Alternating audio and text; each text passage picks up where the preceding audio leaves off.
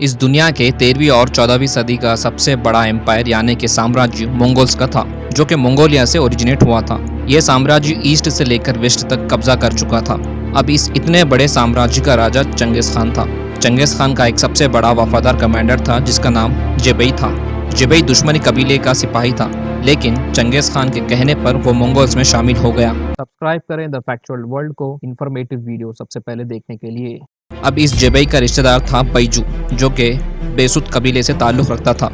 अब यहाँ आपको एक बात ध्यान में रखनी है कि नोयान कोई नाम नहीं बल्कि एक टाइटल है जिसे अंग्रेजी में कमांडर कहते हैं। उकदे खान, जो कि चंगेज खान का तीसरा बेटा था। अब इस उकदे खान का एक कमांडर था जिसका नाम कोरमाखान था। बैजू इस कोरमाखान का खास सिपाही था जिसने साल 1228 में जलालुद्दीन के हमले में शामिल था।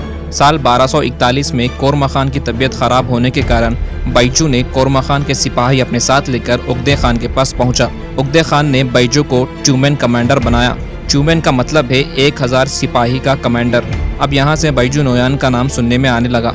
उकदे खान के मौत के बाद नोयान ने उकदे खान के भतीजे बटू से हुक्म लेना शुरू कर दिया। साल 1241 में नोयान ने सेल्जुक स्टेट पर हमला कर दिया। उस जंग का नाम बैटल ऑफ कोसई डक था, जिसमें मंगोल्स ने सेल्जुक स्टेट पर कब्जा कर लिया। उसके बाद नोयान ने साल 1245 में अब्बासिद खलीफेट पर हमला किया। साल 1246 में नोयान ने सीरिया पर भी हमला किया। साल 1240 से लेकर 1250 तक मंगोल्स की ताकत और बढ़ गई। नोयान तब तक पर्शिया, जॉर्जिया और अनाटोलिया का मंगोल कमांडर बन चुका था। उकदे खान के मौत के बाद मंगोल्स का राजा हुलागु खान बन गया, लेकिन साल 1251 से 1255 तक नोयान कई सारे जंग में कामयाब नहीं हो पाया, जिसकी वजह से हुलागु खान ने नोयान को अपने पास एक कमांडर बना लिया।